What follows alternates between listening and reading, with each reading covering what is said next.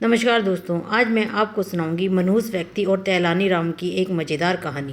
विजयनगर में गंगू नाम का व्यक्ति रहता था। उसके बारे में कहा जाता था कि वह बड़ा ही मनहूस है और जो सुबह सुबह उसकी शक्ल देख ले उसे खाना भी नसीब नहीं होता।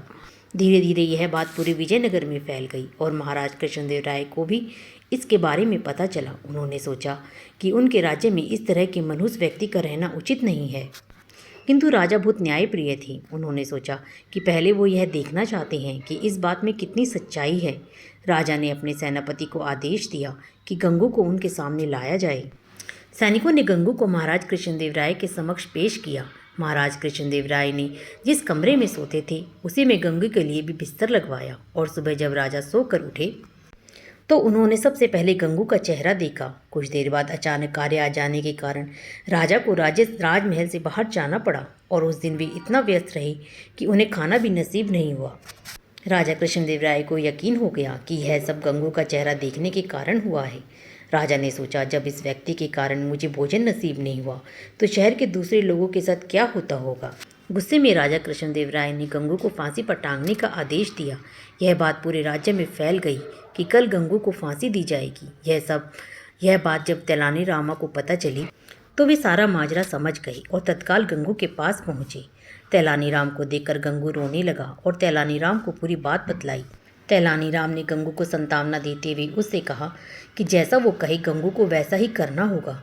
गंगू भी तैलानी राम की बात समझ गया।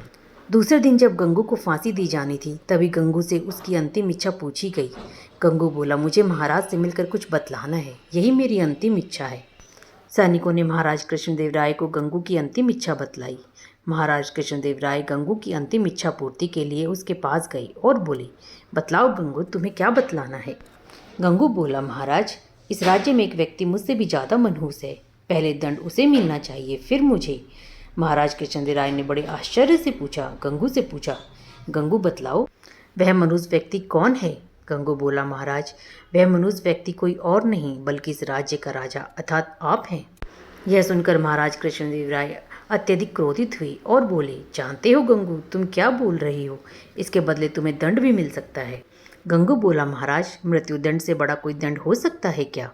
यह तो आप मुझे दे ही चुके हैं। कृपया आप मेरी विनती सुन लें। इसके बाद आप जो भी दंड देंगे वह मुझे सहज स्वीकार होगा। यह सुनकर महाराज का क्रोध कुछ शांत हुआ और बोले, तुम्हें जो कहना है कहो। गंगू बोला, महाराज, कल सुबह जब आपने मेरा चेहरा देखा तब आपको दिन भर भोजन नहीं मिला। तब आपने मुझे मनहूस समझकर मृत्युदंड दे दिया। ठीक उसी समय कल सुबह मैंने भी आपका चेहरा देखा था और मुझे फांसी की सज़ा मिल गई। मतलब आप मुझसे भी ज़्यादा मनहूस हुए। महाराज कृष्णदेव राय को पूरी बात समझ आ गई और उन्हें अपने निर्णय पर पछतावा हो रहा था। उन्होंने तत्काल गंगू की फांसी की सज़ा माफ़ कर दी। गंगू को अपने पास बुलाकर पूछा, गंगू, यह विचार तुम्हारे मन में कैसे आया। गंगू बोला, महाराज, मुझे तैलानी राम ने यह सब करने की सलाह दी थी।